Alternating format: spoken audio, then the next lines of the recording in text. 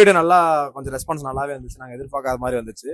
இப்ப செகண்ட் வீடியோவா நாங்க வந்து எல்லாரும் ஒண்ணு கூடி இருக்கோம். இந்த வட்டம் கொஞ்சம் டாபிக் வந்து கொஞ்சம் நல்லாவே இருக்கும். டாபிக் என்னன்னு சொல்றோம், எதை பத்தி பேச போறோம் அப்படின்னா மென் ஆம்பள மாமா ஆண் நெடில். இப்ப வந்து என்னன்னா, நாங்க வந்து லாஸ்ட் வீடியோல வந்து ஒரு 3 பேர் இருந்தோம். இப்ப இந்த வீடியோல வந்து புதுசா ஒரு நியூ அட்மிஷன் வந்திருக்கு. சொல்லுங்க உங்களை. நான் தான், என் பேர் விஷ்ணு. நானும் கூட ஸ்கூல் மேட் தான். காலைல வீடியோ பார்த்துட்டு இன்ஸ்பயர் ஆகி நானும் வரேன், சேர்த்துக்கங்க அப்படின்னு சொல்லி நானும் வீடியோக்கு வந்துட்டேன். இந்த வீடியோல என்ன நடக்குதுன்னு பார்ப்போம், எப்படி பேசுறேன்னு பார்ப்போம், யோசிப்போம். நாங்க வந்து இவனை கொஞ்சம் செல்லமா எப்படா கூப்பிடுவோம். இவனை வந்து நாங்க மண்டன் தான் கூப்பிடுவோம் செல்லமா. அதுக்கு வந்து பெரிய கதை இல்ல, பார்த்தாலே தெரியும். அதாவது வந்து வெள்ள முடி இருக்குடா உனக்கு, வெள்ள முடிடா. வீணடா அப்படி இருக்கா, எனக்கு முடி கொட்டுதுடா. ஆம்பளை மென் அப்படின்னா உனக்கு என்ன தோணுது? சக்தி ஆண் அப்படின்னா தயவு செஞ்சு சும்மா இருடா. இல்ல சரி, அப்படிப்பட்ட ஆண்கள் இல்ல. 50% அப்படி இருந்தா 50% எங்களை மாதிரி நல்லா. இப்ப ஆண் அப்படின்னு என்கிட்ட கேட்டா வந்து ரெஸ்பான்சிபிலிட்டிஸ், ஒரு சுமைய தாங்குற ஒரு தோல்னா ஸ்கின் இல்ல, தோல், ஷோல்டர்ஸ் சொல்றேன். ஆண் அப்படின்னு சொன்னா எனக்கு எங்க அப்பா தானே வருவார். தூக்கிட்டு போனாரா?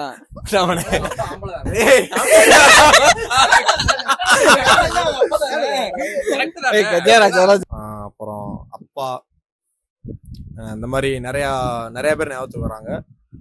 இப்ப ரெஸ்பான்சிபிலிட்டிஸ் வந்து இப்ப அப்பா கையில இருந்து மகன் கையிலயோ மக கையிலயோ மாறும். இப்போ வந்து எங்க ஃபேமிலி, பொதுவா எல்லார் ஃபேமிலியில இருந்தும் அந்த ரெஸ்பான்சிபிலிட்டிஸ் வந்து கை மாறிக்கிட்டே வரும்.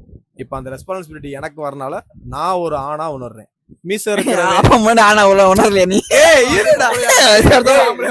இத்தனை வருஷமா எப்படி சொல்றதுன்னா, ஆணுன்றது ஒன்னும் ஜெண்டர் பேஸ் மாதிரி இல்லடா. ஒரு ரெஸ்பான்சிபிலிட்டிஸ் தாங்குற எல்லாருமே ஆண் தான். மென்னா மாறுறேன். கரெக்டா சொன்னேன். நான் இப்படி வந்து அவர் இப்படி வந்துட்டாரு. சூப்பரா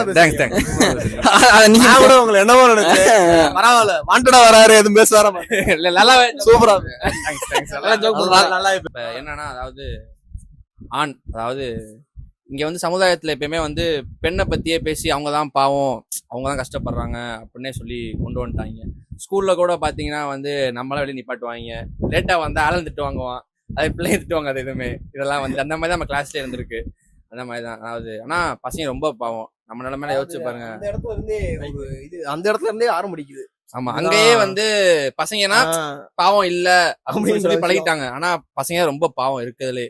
அடி வாங்கி மிதி வாங்கி எவ்வளவு கஷ்டப்பட்டு எல்லாத்தையும் திட்டு வாங்கி, வீட்லயும் சரி வெளியவும் சரி எல்லாரும் சரி. பிடி சார்ட்ட பொண்ணுங்க அடி வாங்க மாட்டாங்க, அடி வாங்குவாங்க. அதாவது பொம்பளை பிள்ளைங்களை அடிச்சா தப்பு இல்ல, அந்த பையன் கிடையாது. இந்த சைடு வளர்ந்துட கூடாது, அவ்வளவுதான் முடிச்சிருவாங்க. அன்னைக்கு நாளை தலைமுறைவாதான் உள்ள போக வேண்டியதா இருக்கும். இப்படி என்னையெல்லாம் ஒருத்தி பண்ணா பாரு, ஐயோ என்ன தெரியுமா அது சம்பவம். அது எப்படின்னா கரெக்டா எப்படா அது 6th இருக்குமா, 8th இருக்கும், 7th 8th இருக்கும். 6th நம்ம முடி அப்ப வந்து ஏதோ பண்ணி முடி வெட்டிட்டு வந்துருவோம். முதல் நாள் போறேன், அவ பாத்துட்டா. முதல் நாள் சொன்னா நீ வார்னிங் பண்ணிக்கிட்டே இருந்தா முடி வெட்டுன்ட்டு. சரி நான் வெட்டுறேன். அன்னைக்கு கரெக்டா வெட்டிட்டு வந்துட்டேன். அவ தூரத்துல இருந்து பாக்குற வெட்டாம தெரிஞ்சிருச்சு போல. எல்லாமே கத்திட்டா, இடியட் அப்படின்ட்டா. நான் அப்படி எதுக்கு இடியட், நான் வெட்டிட்டேன் நான் பாக்குறேன்.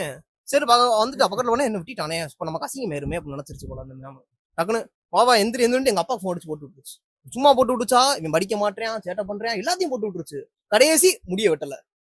அதோட விட்டுச்சா, எல்லா கிளாஸ்லயும் போய் சொல்லிட்டு வா நான் முடி வெட்டல இப்படித்தான் என்னையும் பண்ணாங்க. ஒரு கிளாஸ்லயும் வந்து இவன்ட்டு நான் அழுதாத குறையா சொன்னேன். ஒரு மாதிரி ஜூனியர் அவங்கள்ட்ட போய் சொல்லிட்டு வரேன், என்னை வந்து இது மாதிரி முடிய வெட்ட வச்சுட்டாங்க. அப்படி கலங்கம் பேசிட்டு வர. இப்ப கூட எனக்கு ரொம்ப ஃபீல் ஆகுது நினைச்சா. எனக்கு வந்தவனே நான் போல முடியும் வெண்ட டே இப்படி பண்ணிட்டாடா, சரி விடா பாத்துக்கலாம்டா அவனு அடிக்கிறோம். அது ஏன் பொண்ணுங்க மட்டும் லாங் ஹேர் வளர்க்குறாங்க, ஆண்கள் ஏன் லாங் ஹேர்? ஸ்கூல் டேத்லடா ப்ரோ, நான் படிச்ச இன்ஜினியரிங் காலேஜ். அங்க எப்படின்னா இந்த வெட்னஸ்டே ஆனா ஃபுல் ஃபார்மல்ஸ் இன் பண்ணி போனோம். ஆனா கேர்ள்ஸ் மட்டும் ஜட போட மாட்டாங்க, ஃப்ரீயா விட்டு வந்தா அதுல விட்டுருவாங்க உள்ளுக்க. அங்க கூட பார்ஷியாலிட்டி பார்ப்பாங்க அந்த இடத்துல. அங்கேயும் நான் ஃபீல் பண்ணிருக்கேன், ஆம்பளையா பண்ணிட்டோமே சார் அப்படின்னு. பாம்பே பக்கம் போனீங்கன்னா ஒரு 2 to 4 லட்சம் தான் லைட்டா ஒரு கோடை போட்டு அனுப்பி. அது கூட தேவையில்ல, பாக்க அப்படியே கூட்டின்னு போய் பாம்பே கூட்டின்னு போய் அறுத்து தான் எடுக்கணும் அவனை எடுத்துட்டு உன்னை உன்னை முடிச்சுட்டு ஊசி போட்டு புடவை கட்டி இவனுக்கு முன்னாடி அனுப்ப போறேன். பண்ணிட்டு போனா கூட என் மேல நீ ஆசைப்படுறேன்னு இல்லவே தெரியல இல்லை. ஆனா நான் அதெல்லாம் ஆள் கிடையாது. புரிஞ்சுக்கங்க, இந்த மாதிரி ஆள் கிடையாது. நான் உன்னை அப்ரோச் பண்ணாதீங்க நைட் டயத்துல. பாருங்க, கே இல்லங்க. பீக் மேல் இன்டிமேசி நடக்குது இங்க. சரி நம்ம ஆம்பளடா அப்படின்னு ஒரு ஃபீல் பண்ணிருக்கீங்க ஒரு தருணம், அந்த மாதிரி என்ன பிறந்த பலனே நான் அடைந்தேன் அந்த மாதிரி இப்படி எல்லாம் இப்ப வரைக்கும் எதுவுமே அது நடந்ததில்ல. அப்படி கிடையாது. பெருசா இப்பதான் காலேஜ் முடிச்சு ஒரு வருஷம் ஆச்சு.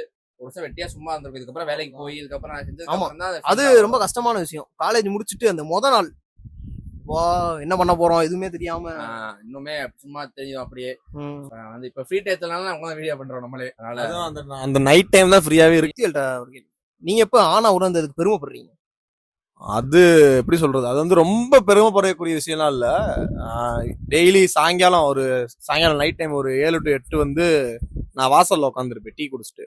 உட்காந்துருக்கப்ப எங்க வீட்டு பக்கத்துல ஒரு 2 வீடு தள்ளி வந்து ஒரு கிறிஸ்டின் பாட்டி ஒருத்தவங்க வருவாங்க.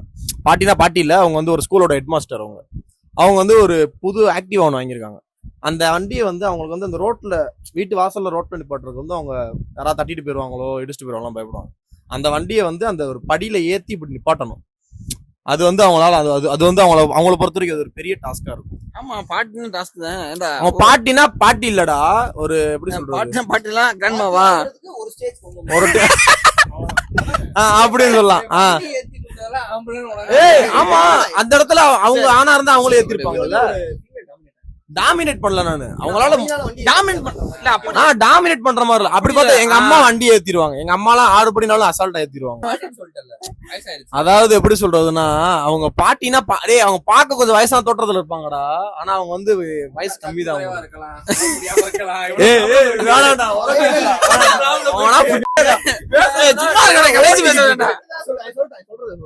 அதாவது அவங்களால அந்த படி ஏத்த முடியாது. அது ஒன்னும் ஒரு பெரிய படிலாம் இல்ல, இப்படி வளைச்சு இப்படி ஏத்தணும். அந்த இடத்துல வந்து அவங்களுக்கு வந்து அது ஒரு பெரிய டாஸ்கா இருக்கும்.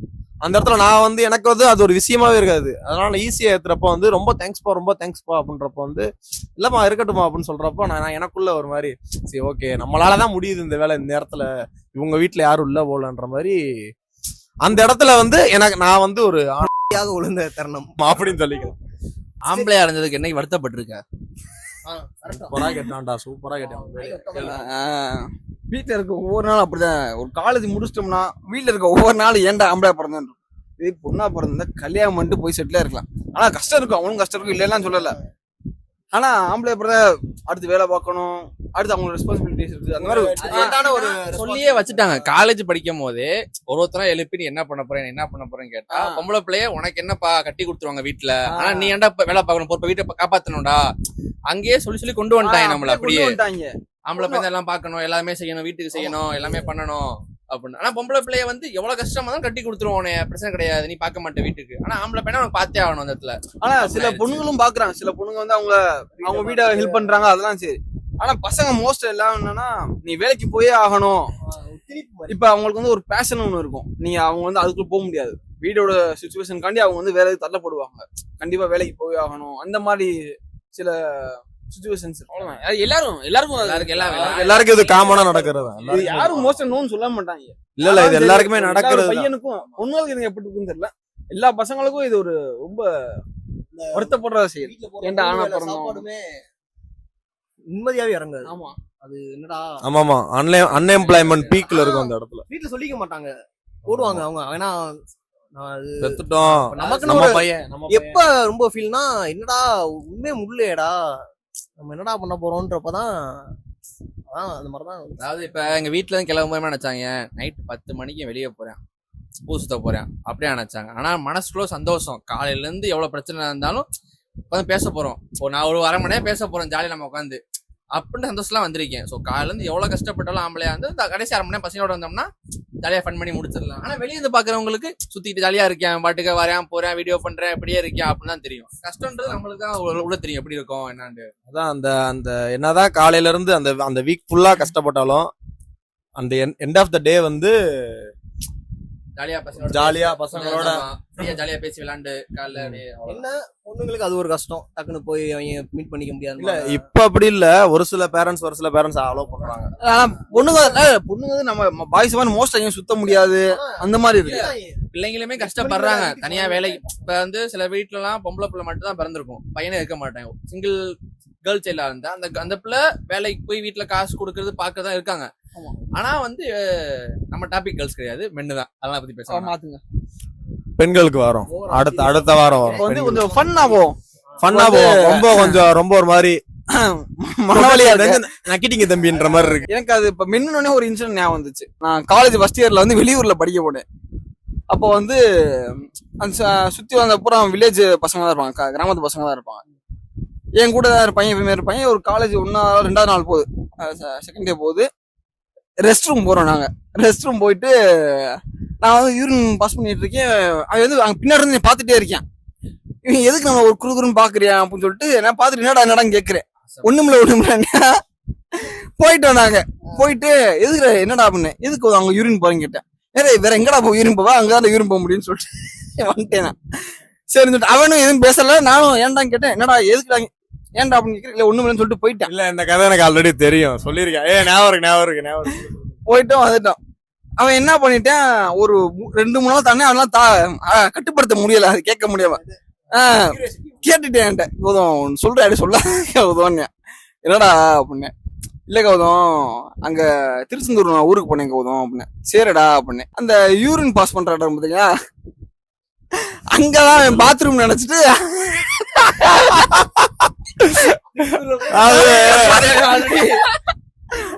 பப்ளிக் டாய்லெட் இருக்கும். அங்க வந்து இது என்ன புதுசா வெஸ்டர்ன் டாய்லெட் போடலான்னு, அதாவது என்னன்னா அவன் வந்து அங்க பாத்ரூம் போயிட்டு இல்ல அந்த ப்ரோ என்ன நினைச்சிட்டாப்லன்னா, வந்து என்னன்னா இப்படி போயிட்டு இருந்தோம்.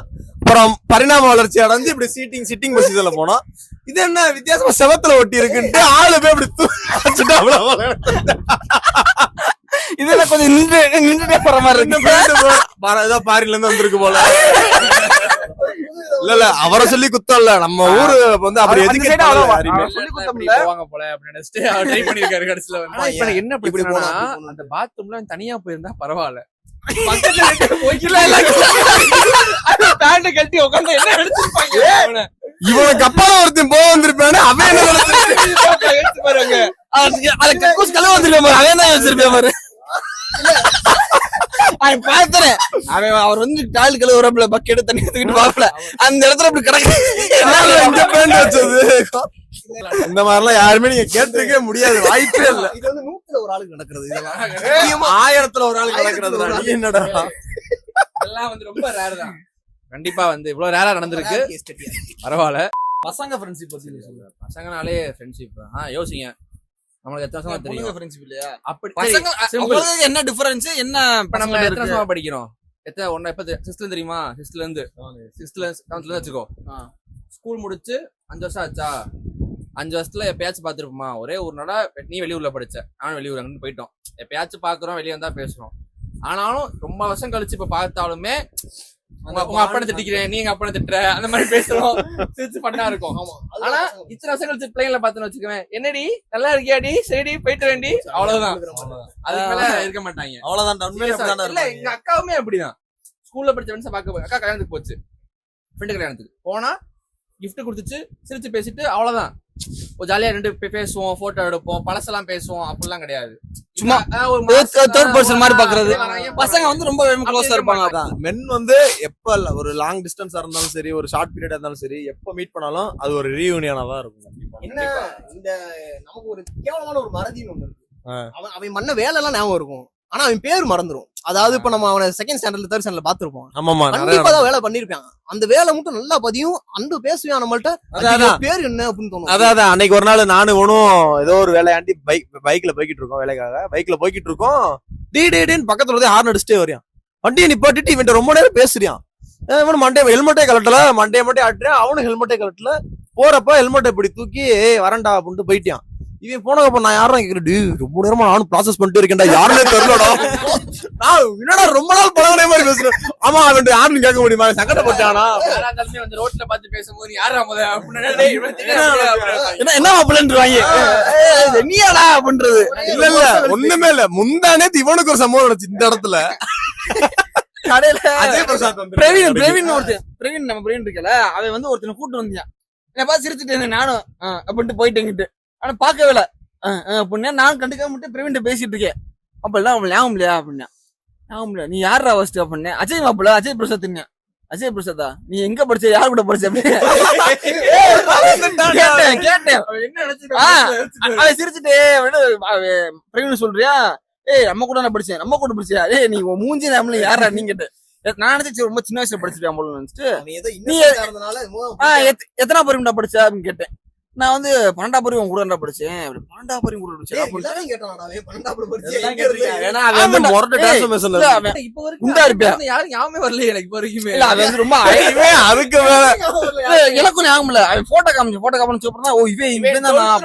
ஞாபகம் வந்துச்சு. இப்ப 12th ஒரே கிளாஸ் தான், ஒண்ணா படிச்சிருப்போம். முன்னாடி இருப்பாங்கடா, ஃபர்ஸ்ட் செகண்ட் பெஞ்ச்ல ஹைட்டா இருப்பான்டா. சம்பந்தமே இல்லாம கொஞ்சம் உடம்பு வச்சிருப்பான்டா, அவன் ரொம்ப குண்டா இருப்பான்டா. இப்ப ரொம்ப ஆளை பார்த்துமே யாருன்னு கேட்டிருக்கேன்.